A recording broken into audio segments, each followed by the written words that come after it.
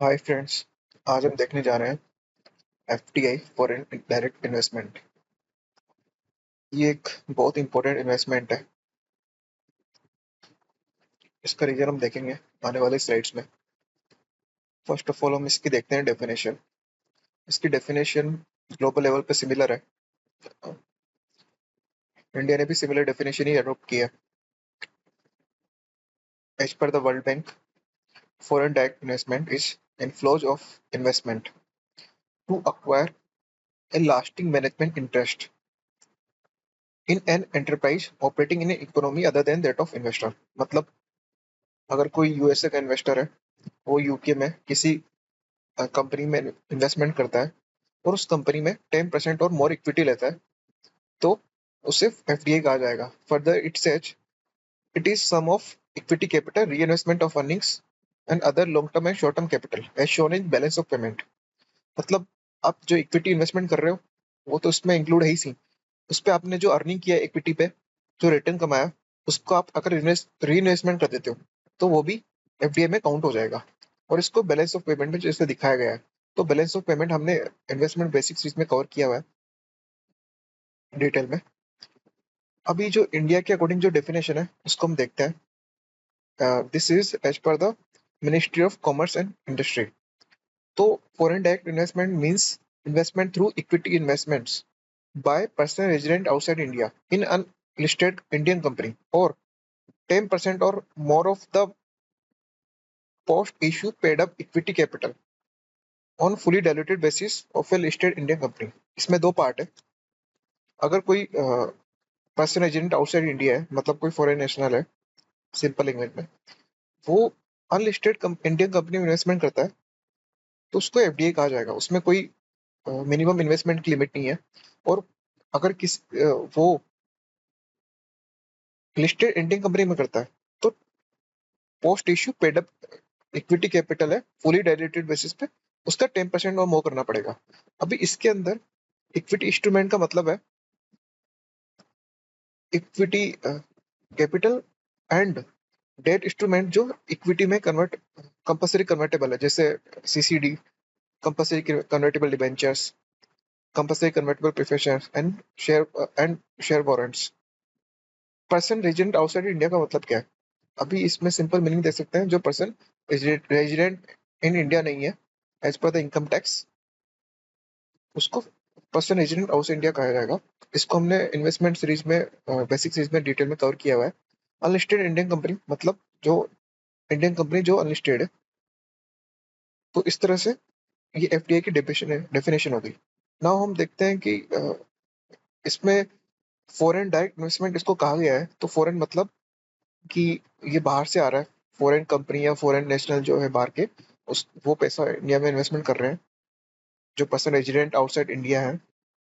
And direct का मतलब companies हैं जो इन्वेस्टमेंट कर रहा है, वो अपना खुद का फैक्ट्री, अपनी खुद की भी कंपनी ओपन कर सकता है। उनको किसी दूसरी कंपनी में इन्वेस्टमेंट करना मैंडेटरी नहीं है, तो इसलिए इसको डायरेक्ट कहा गया है। और इन्वेस्टमेंट यहाँ पर इक्विटी कैपिटल में होता है। इस स्लाइड में हम देख रहे हैं कि यहाँ पर, तो इसमें आप देख सकते हैं कि यहाँ पर इन्वेस्टर है, इन्वेस्टर टाइप है, इन्वेस्टमेंट टाइप है, असेट क्लास है, इन्वेस्टमेंट प्रोडक्ट है, इन्वेस्टमेंट व्हीकल है, इन्वेस्टमेंट प्लेटफॉर्म है, investment stage, investment management strategy, investment basis, investment management, investor residence status. तो हमने देखा था रेजिडेंट आउटसाइड इंडिया है, तो वो नो रेजिडेंट होना चाहिए। तो आप देख सकते हैं, इसमें आप देख सकते हैं जो पर्सन नॉन रेजिडेंट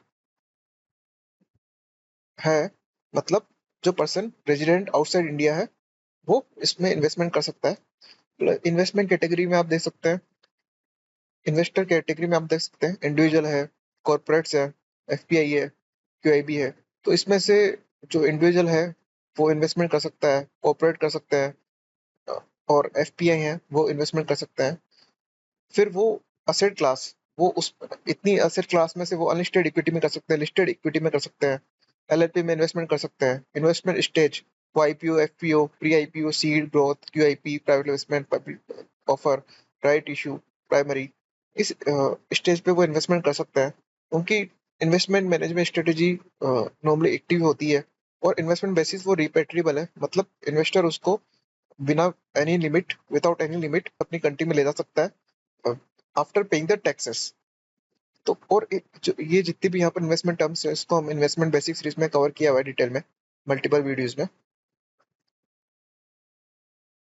यहाँ पर इस स्लाइड में आप देख सकते हैं एफडीआई इसको इन्वेस्टमेंट कर सकता है, foreign portfolio investor, NRI, OCI, other foreign national.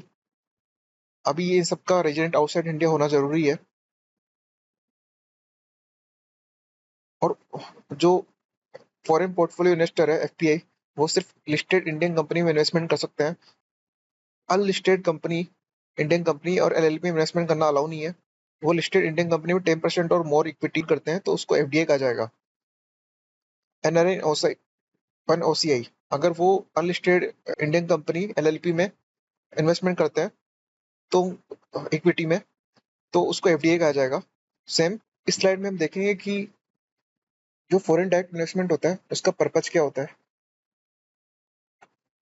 Investor के लिए, इन्वेस्टर के लिए। और जिस कंट्री में इन्वेस्टमेंट होता ही है उसको क्या एडवांटेज होते हैं इन्वेस्टर के लिए। एडवांटेज होते हैं कि इकोनॉमिक इनपुट कॉस्ट होता है, टैक्स एडवांटेज होते हैं, diversification, economic cooperation, vertical horizontal expansion, integration, innovation. मतलब उसके लिए ये उसको टैक्स एडवांटेज हो सकता है, उसके लिए जो रिसोर्सेज है वो काफी इकोनॉमिक हो सकते हैं, उसको एक जियोग्राफिकल डाइवर्सिफिकेशन मिलता है। जैसे अगर उसने चाइना में फैक्ट्री लगाया हुआ है तो वो इंडिया में भी फैक्ट्री लगा सकता है। इकोनॉमिक कोऑपरेशन के लिए भी वो इन्वेस्टमेंट करता है। उसका जो सप्लाई चेन है, उसका जो मार्केट है, वो अपना एनहांस कर सकता है, उसको इंटीग्रेट कर सकता है, इनोवेशन, इनोवेटिव प्रोडक्ट बना सकता है। इन्वेस्टी जो कंपनी है उसके लिए एडवांटेज होते हैं कि उसको टेक्नोलॉजी मिलती है, उसको कैपिटल मिलती है, और जो कंट्री है वहाँ भी इंफ्रास्ट्रक्चर डेवलपमेंट होता है, वहाँ के लोगों को एम्प्लॉयमेंट मिलता है, गवर्नमेंट को भी टैक्स मिलता है। तो पूरा एक इकोनॉमी डेवलपमेंट होती है, उस कंट्री के एक्सपोर्ट भी बढ़ सकते हैं। तो इस तरह से मल्टीपल एडवांटेज होते हैं। और यहाँ पर जो इन्वेस्टमेंट होता है उसमें इन्वेस्टर होता है, वो इन्वेस्टर एक्टिवली पार्टिसिपेट करता है इन द कंपनी, वो मैनेजमेंट का पार्ट होता है। ये ग्लोबल इन्वेस्टर होते हैं, फॉरेन इन्वेस्टर होते हैं, तो ये अपने साथ में टेक्नोलॉजी भी लेके आते हैं, एक ग्लोबल रिसोर्सेज भी लेके आते हैं, ग्लोबल टीम होती है, ग्लोबल मैनेजमेंट होता है, ग्लोबल सिस्टम होते हैं। तो इसका एडवांटेज जो इन्वेस्टिंग कंट्री है उसके पूरे इकोसिस्टम को मिलता है। और इसके लिए गवर्नमेंट भी काफी सारे इनिशिएटिव लेती है। जैसे 25-26 में गवर्नमेंट ने अनाउंस किया था कि वो इन्वेस्टर फ्रेंडलीनेस इंडेक्स निकालेंगे, मतलब कौन सा स्टेट कितना फ्रेंडली है उसका एक रैंकिंग निकालेंगे ऑन मल्टीपल क्राइटेरियाज। यहाँ पर स्टेट गवर्नमेंट काफी सारे इनिशिएटिव लेते हैं, मल्टीपल स्टेट्स। महाराष्ट्र में जैसे इन्वेस्टर समिट होता है, मैग्नेटिक महाराष्ट्र। गुजरात में वाइब्रेंट गुजरात है, जिसको 20 साल पूरे हो गए हैं। उसके अलावा कर्नाटका में इन्वेस्ट कर्नाटका, राजस्थान में राइजिंग राजस्थान, उत्तर प्रदेश में इन्वेस्ट यूपी, तमिलनाडु में ग्लोबल इन्वेस्टर समिट। तो इस तरह से अदर स्टेट्स में भी इन्वेस्टर समिट होता है।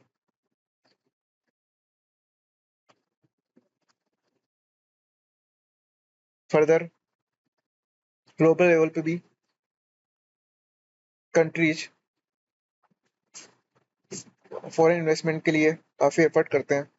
रिसेंटली सॉफ्ट बैंक ग्रुप है जापान का, उन्होंने यूएसए में $500 बिलियन अनाउंस किया था कि इन्वेस्टमेंट करेंगे एआई में। उनका पर्पज एआई में इन्वेस्टमेंट करने का यह है कि वो एआई में काफी सारे नए प्रोडक्ट डेवलप कर सके, ताकि फ्यूचर में वो उसको ग्लोबल मार्केट में उसको सेल करेंगे। Also with us is ये आप देख Chairman and सकते हैं CEO of SoftBank, Masa. Where's Masa? Masa, come on up here, Masa.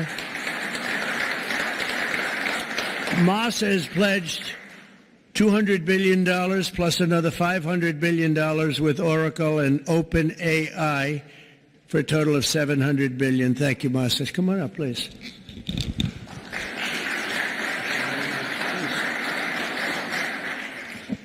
Well, first time of Trump administration, we made an announcement, commitment, $50 billion. We delivered $70 billion over 4 years last time. This time, I tried to commit $100 billion, and President Trump said, "Oh, Masa, go for more." so we did the $200 billion commitment, and then right after that, we SoftBank, OpenAI, Oracle, and MGX together, we announced $500 billion investment.